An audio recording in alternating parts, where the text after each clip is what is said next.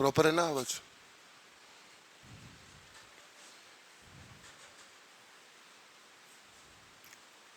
इतना पीछे कैसे बैठा भाई? अंधेरे में बैठा? अंधेरा ज्यादा पसंद है तेरे को?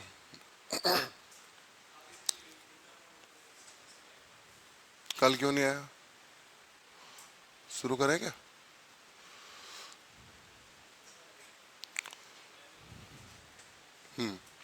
देखो, अपन कल देख रहे थे मैग्नेटिज्म। मैग्नेटिज्म सबसे पहले मैंने पुराने चैप्टर का आपको करवाया था, एमीटर और वोल्ट मीटर में डिफरेंस। उसके बाद में गैल्वेनोमीटर को आप अमीटर में कैसे चेंज करेंगे, और फिर उसका सर्किट बना था, उसका एक फार्मूला निकल के आया था। देन आप गैल्वेनोमीटर को वोल्ट मीटर में विभव मापी में कैसे चेंज करेंगे, उसका फार्मूला और सर्किट देखा अपन ने। और फिर नया चैप्टर शुरू किया इसी में, मैग्नेटिज्म, चुंबकत्व, और उसका इंट्रोडक्शन और प्रॉपर्टी अपन ने देखी। उससे आगे का टॉपिक अपन अब देखते हैं। नेक्स्ट अगला हेडिंग डालिए, बार मैग्नेट।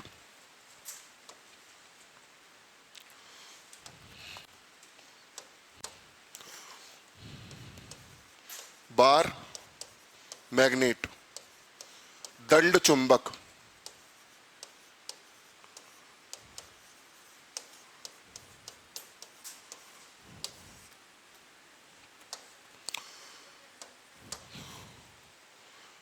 कुछ इस तरीके का इसका स्ट्रक्चर रहता है।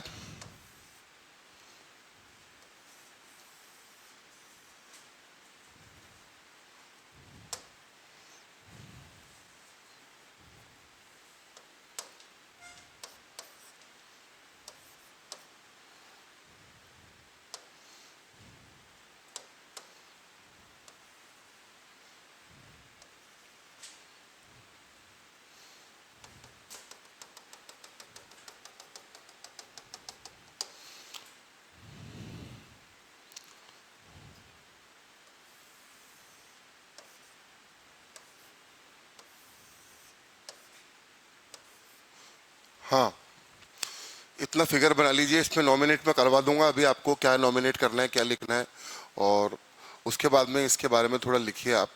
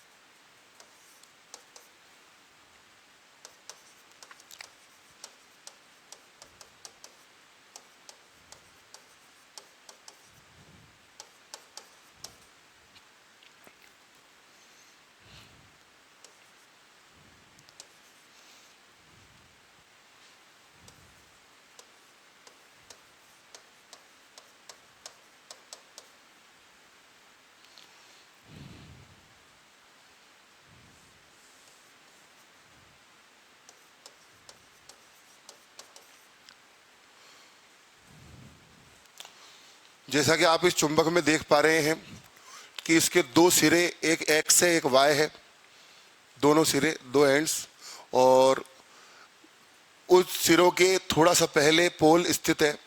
ध्रुव बिल्कुल सिरों पे नहीं होता, जैसा कि मैंने कल आपको बताया था, सिरों से थोड़ा पहले होता है। तो एन और एस दो पोल हो गए, अपने दो ध्रुव हो गए। तो यहाँ पर ये जो चीज आप देख पा रहे हैं, डॉटेड लाइन, इसको क्या बोलेंगे आप? कोई बता सकता है?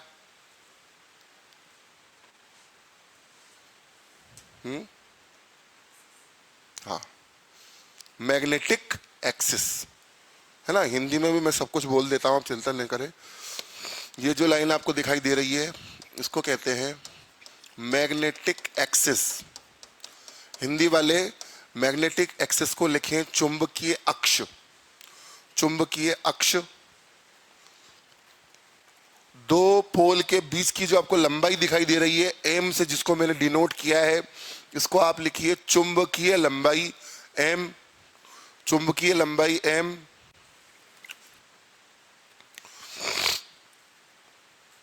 और दोनों सिरों के बीच का जो एक्चुअल डिस्टेंस है उसको बोला जाता है ज्योग्राफिकल लेंथ, भौगोलिक लंबाई। चुंबक की प्राकृतिक रूप से जो लंबाई है, उसकी नेचुरल जो लंबाई है, उसको क्या कहेंगे अपन? Geographical length. यहाँ तक आपको बात फिगर वाइज समझ में आ गई। अब इन सब के बारे में कुछ ना कुछ लिख लेते हैं। सबसे पहले लिखिए मैग्नेटिक एक्सिस के बारे में, चुंबकीय अक्ष के बारे में, कि भैया इसका क्या मतलब है, ताकि आपको याद रहे। आपको समझ में सब आ गया फिगर देख के, लेकिन डेफिनेशन वाइज भी लिख लेते हैं। हाँ, द लाइन जॉइनिंग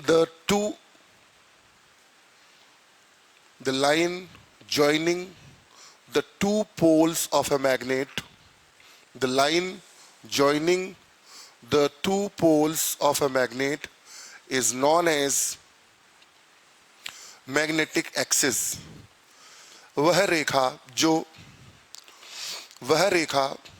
जो चुंबक के दोनों ध्रुवों को परस्पर, वह रेखा जो चुंबक के दोनों ध्रुवों को परस्पर जोड़ने का कार्य करती है, परस्पर जोड़ने का कार्य करती है, चुंबकीय अक्ष कहलाती है।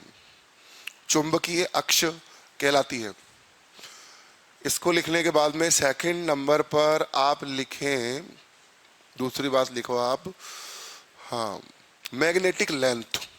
सेकंड नंबर पर आप लिखिए किसके बारे में? मैग्नेटिक लेंथ, चुंबकीय लंबाई। हाँ, the distance between the two poles of a magnet, is magnetic length, चुंबक के दोनों ध्रुवों के मध्य की दूरी को ही, चुंबक के दोनों ध्रुवों के मध्य की दूरी को ही चुंबकीय लंबाई कैपिटल एम कहते हैं। चुंबकीय लंबाई कैपिटल एम कहते हैं। थर्ड बेटा, थर्ड लिखना आप, ज्योग्राफिकल लेंथ, भौगोलिक लंबाई।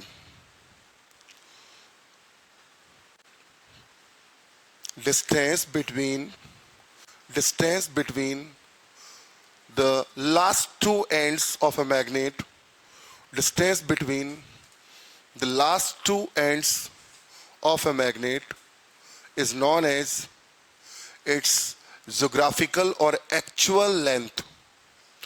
It's known as its geographical or actual length. चुंबक के बिल्कुल अंतिम सिरों के मध्य की दूरी को, चुंबक के बिल्कुल अंतिम सिरों के मध्य की दूरी को ही उसकी भौगोलिक अथवा वास्तविक लंबाई कहा जाता है। उसकी भौगोलिक अथवा वास्तविक लंबाई कहा जाता है। तो कंसेप्ट क्लियर हो गया होगा आपको यहाँ तक। नेक्स्ट इससे जुड़ी एक आध बातें और लिखते हैं, फिर आगे बढ़ेंगे। हाँ बेटा जी, fourth point, the ratio of magnetic length and geographical length. The ratio of, competition में आ सकता है इसके बारे में, the ratio of magnetic length and geographical length is nearly 0.84, is nearly 0.84.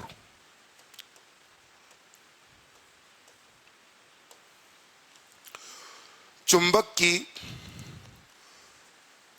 चुंबकीय लंबाई तथा भौगोलिक लंबाई का अनुपात, चुंबक की चुंबकीय लंबाई तथा भौगोलिक लंबाई का अनुपात अनुमानतः 0.84 होता है। अनुमानतः 0.84 होता है। तो ये बार मैग्नेट की डेफिनेशन और उसके डेफिनेटिव कंसेप्ट से जुड़ी हुई बातें हो गई। नेक्स्ट, अब बार मैग्नेट के डेफिनेशन का कोई क्वेश्चन गलत नहीं हो सकता आपका। जो प्रॉपर्टीज कल आपने लिखी थी वो बार मैग्नेट की ही लिखी थी, तो रिवाइज करने की जरूरत नहीं है। क्योंकि फिगर अपन ने बार मैग्नेट का ही देखा था, उसके लिए मैग्नेट कई प्रकार के होते हैं, तो उसमें बार मैग्नेट की प्रॉपर्टी कल देखी थी आपने। तो जहां पर भी आपने लिखा है प्रॉपर्टीज ऑफ ए मैग्नेट, उसके आगे बार जरूर लगा देना, दंड चुंबक।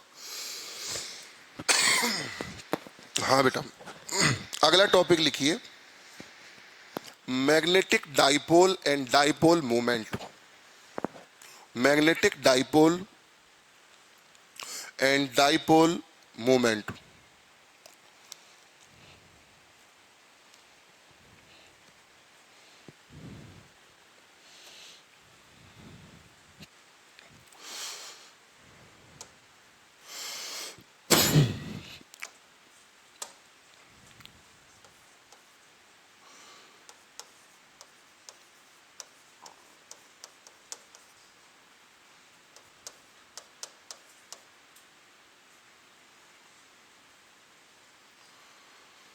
क्या है?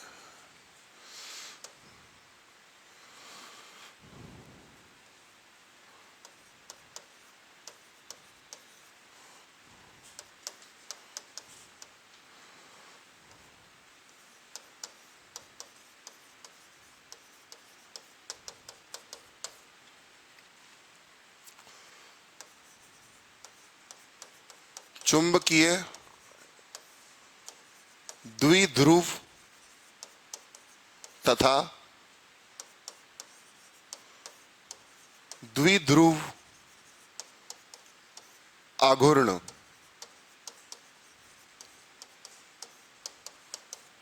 देखना बेटा, सपोज कीजिए ये कोई आपका एक मैग्नेट है, इसके दो पोल्स हैं, ये N है, ये S।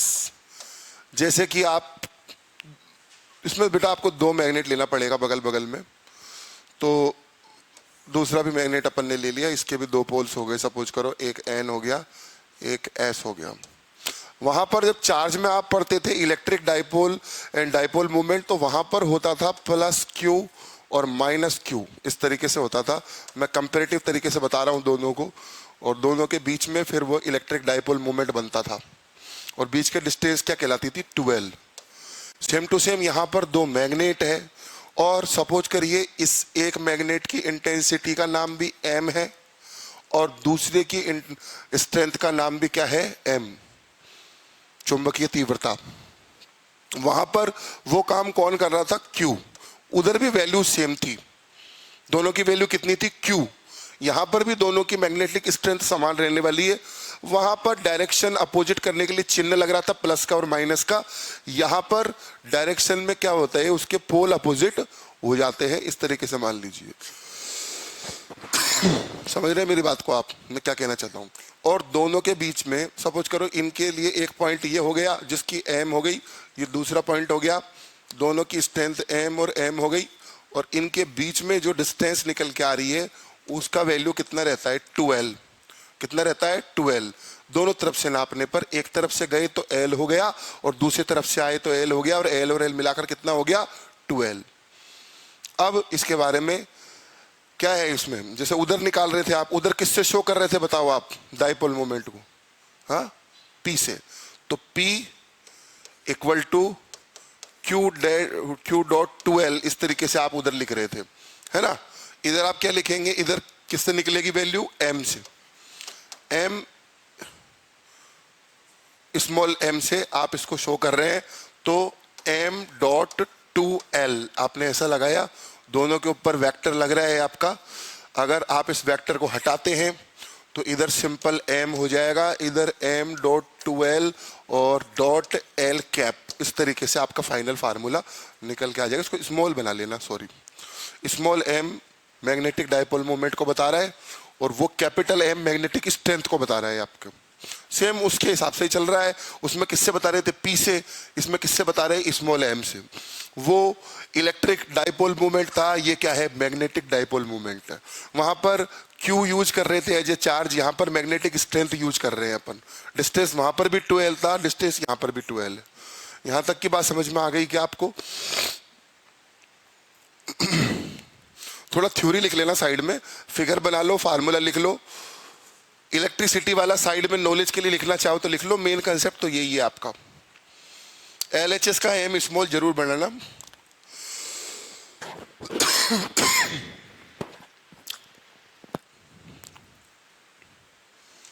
अब कंसेप्ट आएंगे, आप ध्यान से समझना।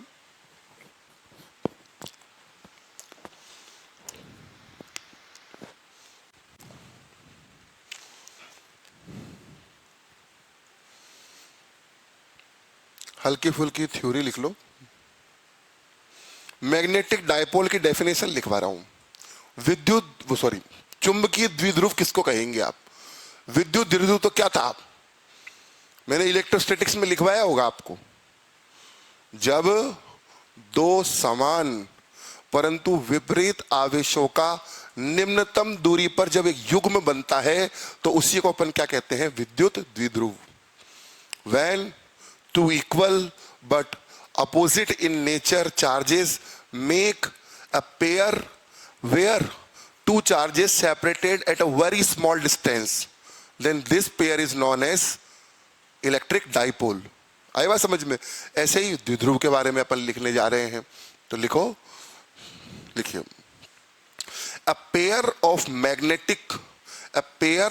magnetic poles, a pair of magnetic poles of equal and opposite strengths, a pair of magnetic poles of equal and opposite strengths separated by a finite distance is called a magnetic dipole. Is called a magnetic dipole. लिख पाई कि नहीं लिख पाई? English में लिख रही हो? Finite, infinite नहीं, finite, निश्चित दूरी है, अनिश्चित नहीं है।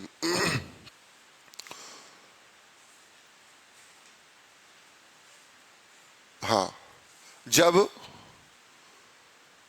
समान परंतु प्रकृति में विपरीत,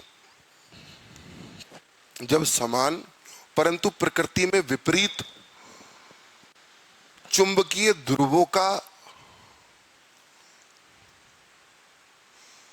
एक ऐसा युग्म बने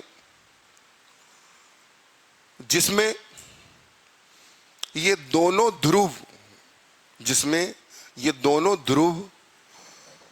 एक निश्चित दूरी पर स्थित हों, ये दोनों ध्रुव एक निश्चित दूरी पर स्थित हों, तो इस प्रकार से बने युग्म को ही चुंबकीय द्विध्रुव कहते हैं। तो इस प्रकार से बने हुए युग्म को ही चुंबकीय द्विध्रुव कहते हैं। ये मैग्नेटिक डायपोल की आपने डेफिनेशन लिखी।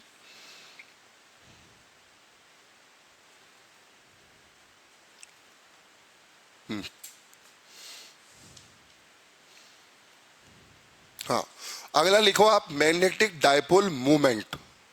सेकंड किसके बारे में लिख रहे हैं आप? मैग्नेटिक डायपोल मूवमेंट, चुंबकीय द्विध्रुव आघूर्ण। हाँ, इसको मैथमेटिकल भाषा में लिखवा रहा हूं मैं। The product of magnetic strength,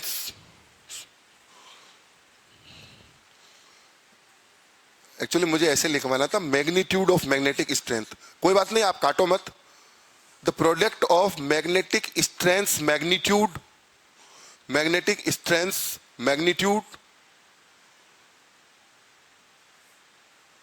to the distance between them, distance between them लिख के ब्रैकेट में लिख लेना 2L, is known as magnetic dipole moment। Formula आपने लिख ही लिया।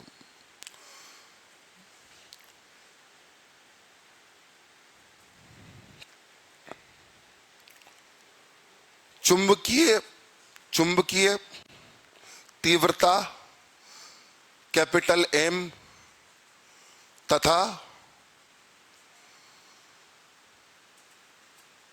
उनके मध्य की दूरी 2L के गुणन को ही चुंबकीय द्विध्रुव आघूर्ण कहा जाता है।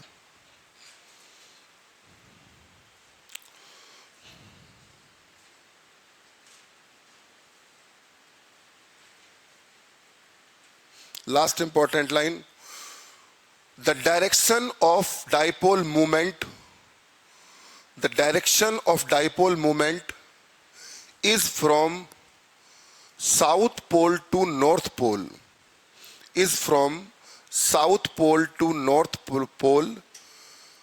along the axis of the magnet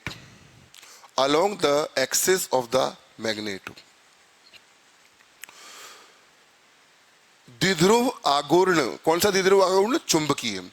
द्विध्रुव आघूर्ण की दिशा सदैव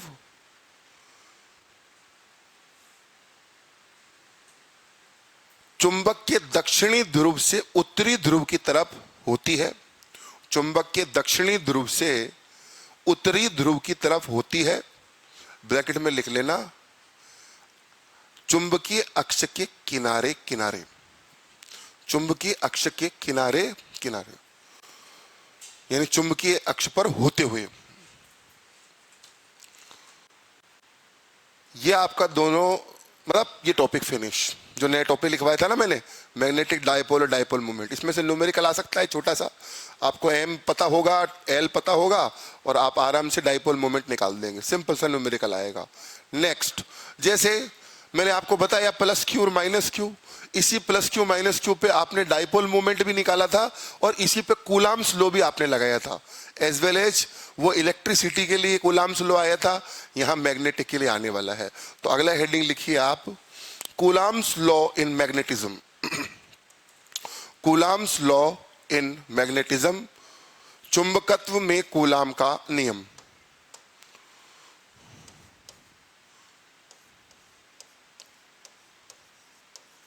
कूलाम्स लॉ इन मैग्नेटिज्म, चुंबकत्व में कूलाम का नियम। जैसे उधर प्लस क्यू माइनस क्यू होता था, उधर क्या था रूल, मैं कंपेयर करके बताता हूं आपको। दो चार्ज थे, एक था आपका प्लस क्यू, एक था आपका माइनस क्यू। दोनों के बीच में कोई डिस्टेंस थी, क्या नाम था उस डिस्टेंस का? आर।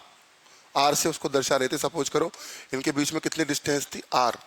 और इन दोनों के बीच में लगने वाला इलेक्ट्रिक फोर्स निकाल रहे थे हम कूलाम्स लॉ से, एफ। तो एफ की वैल्यू क्या निकल के आती थी? एफ इक्वल टू के, जहां पर स्थिरांक था क्यू, मतलब इसको 1 मान लो, चलो इसको 2 मान लो, है ना, के Q1 Q2 upon R square, ऐसे वहां पर निकल के आता था अपने पास। सेम यहां पर ये काम कौन कर रहा है? मैग्नेट। तो मैग्नेट की एक पॉइंट की इंटेंसिटी का नाम क्या हो गया? M1 मान लो, चलो क्या मान लो? M1। और दूसरे पॉइंट की इंटेंसिटी का नाम क्या मान लो आप? M2। एज वेल एज इनके बीच में कोई डिस्टेंस अपन ले लेते हैं, डिस्टेंस D मान लो, R मान लो, अपनी मर्जी से कुछ भी मान लो। सपोज करो अपन ने R मान ली, ठीक है, तो यहां पर R अपने डिस्टेंस हो गई। वहां पे फोर्स को किससे बता रहे हैं अपन? F से। अच्छा, यहाँ K की वैल्यू आपको मालूम थी, K equal to 1/4 pi epsilon naught, और उसकी वैल्यू कितनी थी? 9 × 10⁹।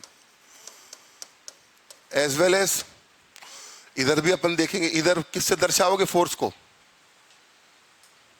F से दर्शा दो, FM बोल दो, मैग्नेटिक फोर्स। उधर वो फोर्स क्या था? F ही था, एक तरीके से इलेक्ट्रिक फोर्स था। ये कौन सा हो गया? मैग्नेटिक। तो FM बोल दो इसको।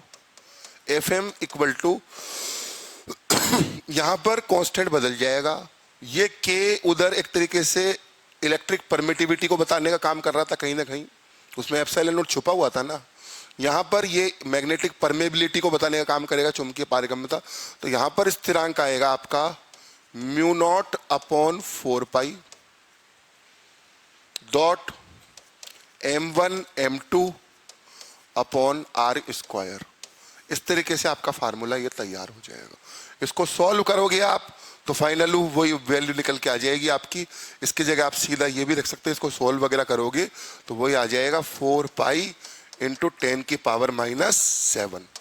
इस तरीके से इसकी वैल्यू निकल जाएगी, जिसमें 4 पाई की वैल्यू कितनी होती है 3.14 और 10 की पावर -7 किसकी वैल्यू निकल के आ जाएगी एक तरीके से, ये म्यू नॉट की। आई बात समझ में? देखो तो इसको यहां तक उतारो फिर इसमें, लेकिन ये ऐसे शुरू नहीं हुआ था।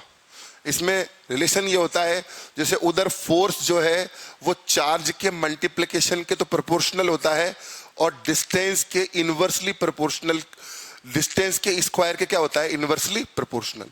एज वेल एज यहाँ पे जो फोर्स है वो मैग्नेटिक स्ट्रेंथ के प्रोडक्ट के तो क्या होगा प्रोपोर्शनल, जबकि वही डिस्टेंस के स्क्वायर के क्या होगा इनवर्सली प्रोपोर्शनल। और फिर प्रोपोर्शन का साइन हटाने के लिए ये कांस्टेंट इधर फिट हो जाएगा। आई बात समझ में? यहां तक उतारो, लिखो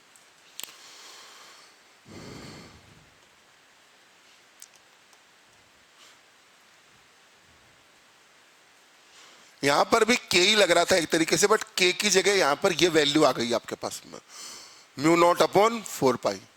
वहां पर के की जगह क्या आ रहा था 1/4 pi epsilon not.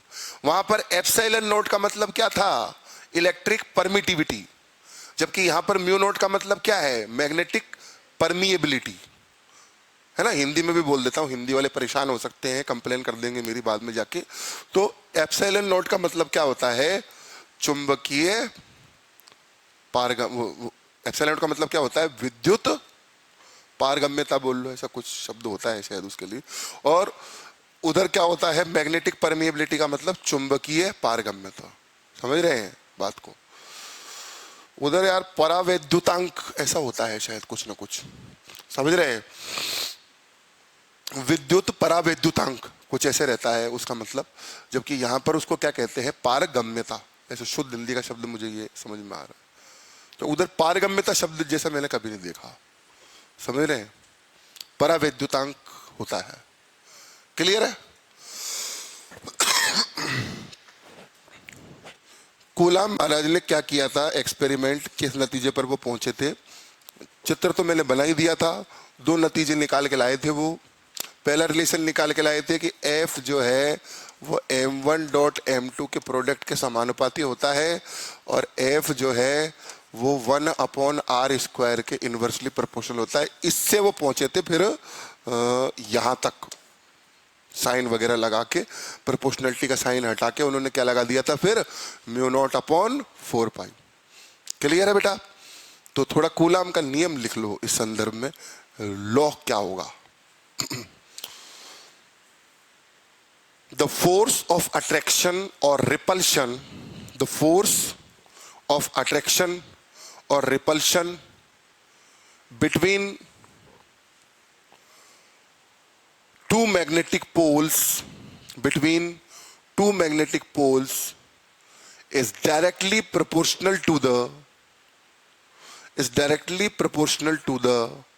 product of their magnetic strength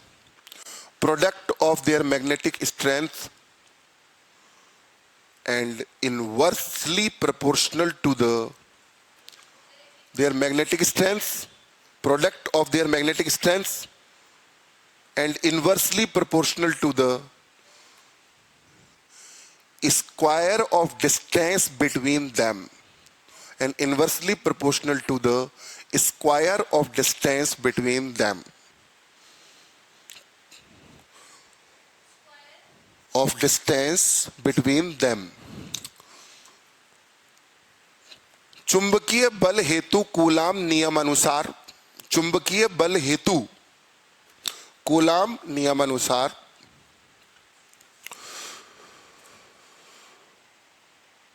दो चुंबकीय ध्रुवों के मध्य लगने वाला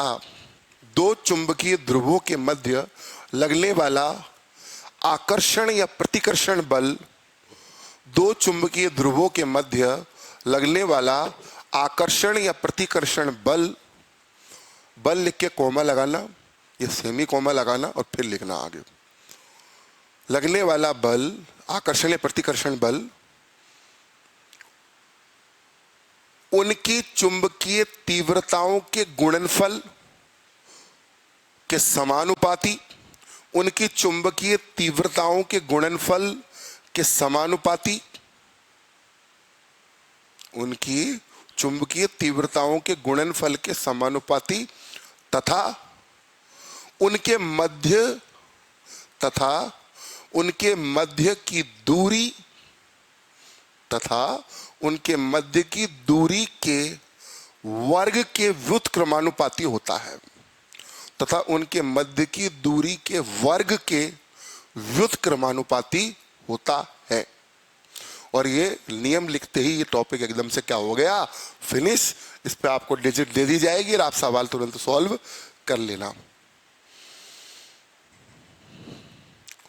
बेटा जो मैंने इधर वैल्यू लिखी है ये म्यू नॉट की वैल्यू है, मैंने आपसे अभी भी कहा भी था, जो कि चुंबकीय पारगम्यता है, जो कि मैग्नेटिक परमिएबिलिटी है। इधर फिट करने के लिए ये वैल्यू मैंने आपको बताई है। इससे फायदा आपको क्या होगा, ऐसे जैसे वैल्यू रखेंगे आप तो आपको 4 पाई से 4 पाई कैंसिल आउट हो जाएगा और सिर्फ ले देकर क्या बचेगा 10⁻⁷। तो सवाल करना आपके लिए क्या हो जाएगा, आसान। समझ रहे हैं? जैसे वहां पर एप्सिलॉन नॉट की कुछ ना कुछ वैल्यू होती है, 1/4 पाई एप्सिलॉन नॉट की वैल्यू होती है 9 × 10⁹, और केवल एप्सिलॉन नॉट की भी कुछ ना कुछ वैल्यू होती है 8.85 × 10⁻12।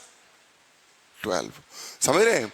तो ऐसे ही यहां पर भी म्यू नॉट की वैल्यू है और ये वैल्यू अपन इसमें रखेंगे तो सवाल बड़े आसानी से अपना सोल्व हो जाएगा। चलो अब मैंने आपको दो फार्मूले करवा दिए, तो लगे हाथों इनके छोटे छोटे एक आध न्यूमेरिकल भी हो जाए तो आपको अंदाजा लग जाएगा कि कैसे होगा। हालांकि इस वक्त ये करना आपके लिए बहुत आसान है, जो कंसेप्ट आपके सामने लिखे हुए हैं दोनों। सबसे पहले इसका करवा लेता हूं, फिर पुराने वाले का करवा लेता हूं, जो और भी आसान पड़ेगा आपको, फिर आगे बढ़ूंगा, फिर आपको नई बातें सिखाता हूं। हाँ देखो, जैसे सब कुछ आपके सामने है, मैं सिर्फ डिजिट लिखवा देता हूं आपको। क्वेश्चन में लिखना आपको M1 एक मैग्नेटिक स्ट्रेंथ आपको दे रखी है। अच्छा मुझे कोई बताएगा कि चुंबकीय तीव्रता जो मैग्नेटिक स्ट्रेंथ है इसका यूनिट क्या होगा? 3 ऑप्शन देता हूं आपको।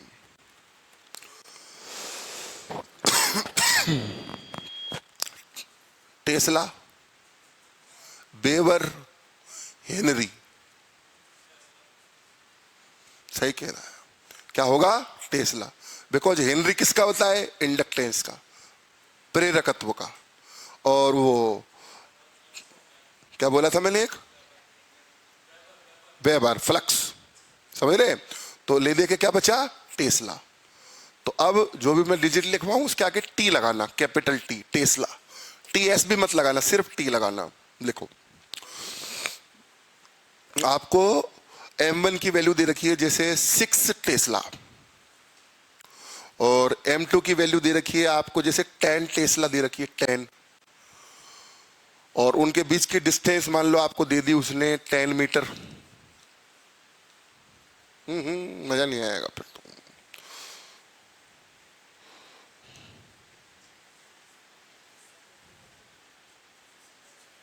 चलो लिख लो, मजा आने से क्या मतलब है। लिखो, R कितना दे रखा है आपको? 10 मीटर। आप करके देखो, बाकी सब कुछ आपके सामने है।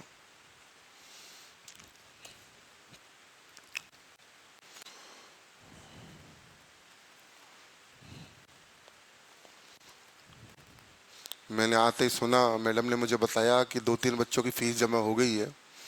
प्रिया की भी जमा हो गई, प्रिया नई स्टूडेंट आई है जो, और एक दीपक नाम का बच्चा है जो नया आया है। कौन सा है? आप हो? हाँ तो आपकी भी जमा हो गई। हम चाहते हैं कि अब फिक्स तो आप हो ही, आपको सब चीज़ जज जाए तो देख लेना, करवा देना, करवानी तो है ही। और भी स्टूडेंट्स को बोलो। आप निकाल लिया आपने? ठीक है, मैं अभी करता हूँ, फिर आप सब मिला लेना, है ना। मैं ऐसे बोलूँगा नहीं, अभी आप करो, फिर मैं एक बार में ही करके दिखा दूंगा। जब सब कर लेंगे तो मैं कर दूंगा। यहाँ पर देखने हो गया होगा आपका। अनन्या, अनन्या हमारे इंटेलिजेंट है, बस थोड़ा कैलकुलेशन में फंस जाती है थोड़ी सी। तनु, हो रहा है ना? प्रिया, सोनू, इस बच्चे का नाम क्या है? आकाश, प्रशांत,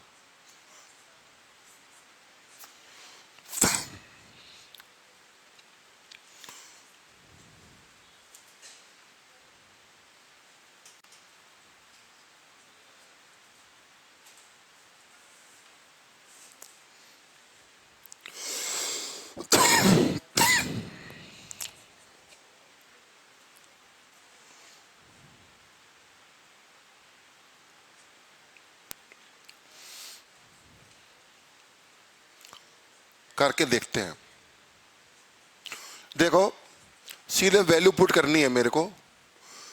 देखो बेटा, एफ एम इक्वल टू, इसमें जैसे ही मैंने वो रखा 4 पाई इंटू 10 की पावर -7, तो 4 पाई से 4 पाई तो कट गया, ले देके क्या बचा 10 की पावर -7। इसको मैंने एज इट इज लिख लिया। इंटू m1 की वैल्यू कितनी है 6 और m2 की वैल्यू कितनी है 10 और नीचे स्क्वायर का कितना हो गया 100। ये 10 से कट गया और नीचे सिर्फ एक 10 बच गया आपके। अब आपके आया, देखो, इक्वल टू में 6 इनको 10 की पावर -7 अपॉन 10 की पावर 1। ये बात तो मानते हो ना आप कि 10 की पावर कितनी है 1। अच्छा, ये भी पता होगा प्रिया अपन को कि 10 की पावर 1 जो प्लस का है, इसको ऊपर ले जाएंगे तो किसका हो जाएगा माइनस का। ऊपर एक माइनस ऑलरेडी है, एक माइनस और चला जाएगा तो दोनों ऐड हो जाएगा और क्या हो जाएगा 10 की पावर -8। तो देखिए 6 इंटू 10 की पावर -8। अच्छा, मुझे कोई बता सकता है इसमें मैं यूनिट क्या लगाऊं? हाँ, और वहां क्या लगती थी?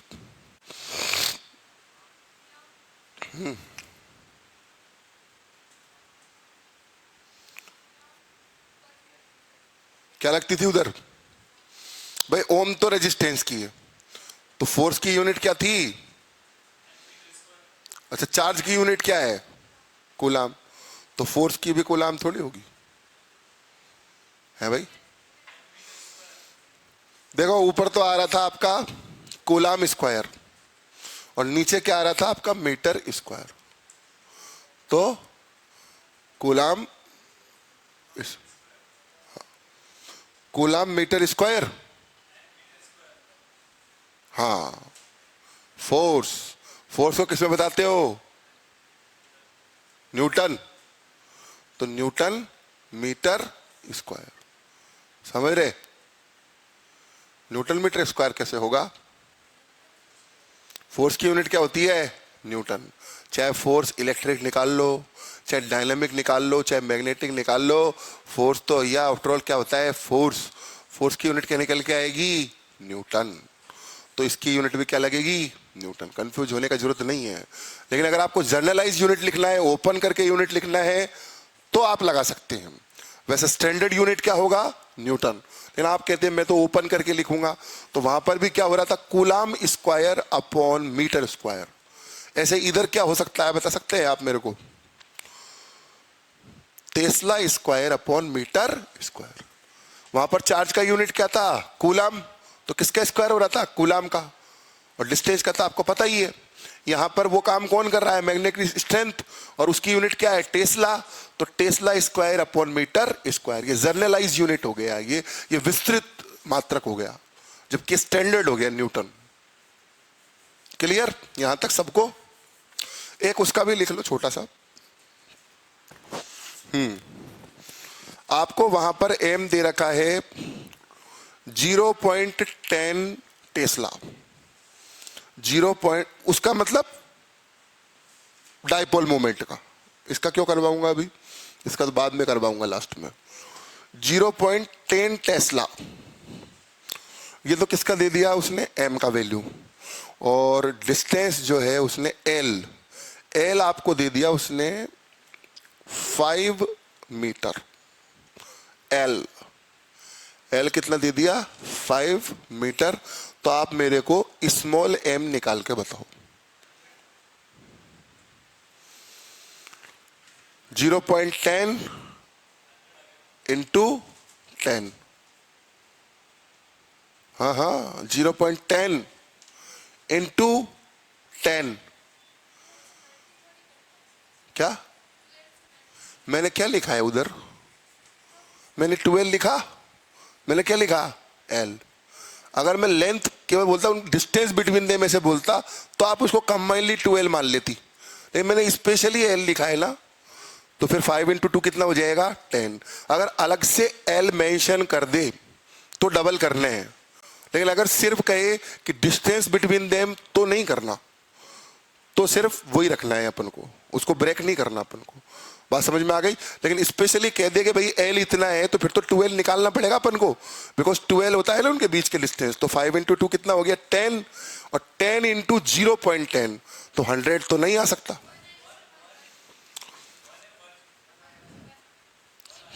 पॉइंट हटाया, 100 से 100 कट गया, तो कितना आंसर आया? 1। अच्छा यूनिट, यूनिट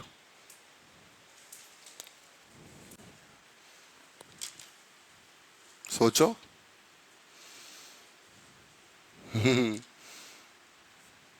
लिखो,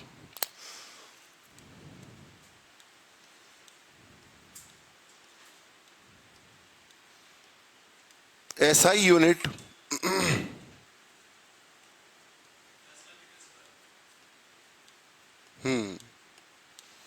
SI unit of magnetic dipole moment is Tesla meter square.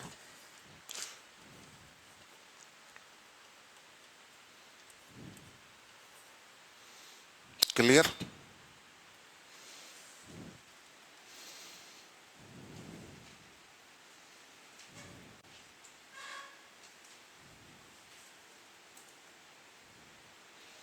अब कुछ एक्स्ट्रा बातें लिखवा रहा हूं आपको जो छोटे छोटे कंसेप्ट है, जैसे मैग्नेटिक फ्लक्स का क्या मतलब है, मैग्नेटिक परमिएबिलिटी म्यू का क्या मतलब है, रिलेटिव परमिएबिलिटी म्यू आर। वहां पे दो चीज हुआ करती थी, एक तो होता था एप्सिलॉन नॉट, एक होता था एप्सिलॉन केवल अकेला, एक होता था एप्सिलॉन आर। आप में से कोई तीनों में से डिफरेंस बता सकता है क्या? सही चल रहा? एप्सिलॉन नॉट का मतलब, एक मिनट, आप में से कोई बताए एप्सिलॉन नॉट का मतलब?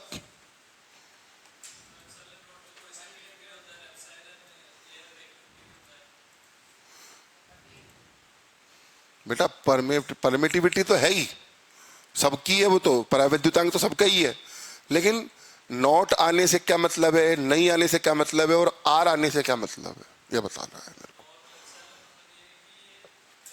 वैक्यूम के लिए, निर्वात के लिए, समझ रहे हैं? निर्वात के लिए है, जो आप वैल्यू निकालते हैं ना 8.85, वो किसके लिए है? निर्वात के लिए। अगर रिलेटिव आप निकाल रहे हैं, सापेक्षिक, जिसकी कोई ना कोई वैल्यू है पर्सनल, तो वो क्या हो जाएगा? ई आर, पर्सनल किसी अलग मीडियम के लिए। और एप्सिलॉन किसके लिए होता है? केवल एप्सिलॉन, वहां पर आता है ना एप्सिलॉन डॉट एप्सिलॉन आर, ऐसा रिलेशन निकल के आता है ना, किसका? Epsilon, epsilon naught equal to epsilon dot epsilon are,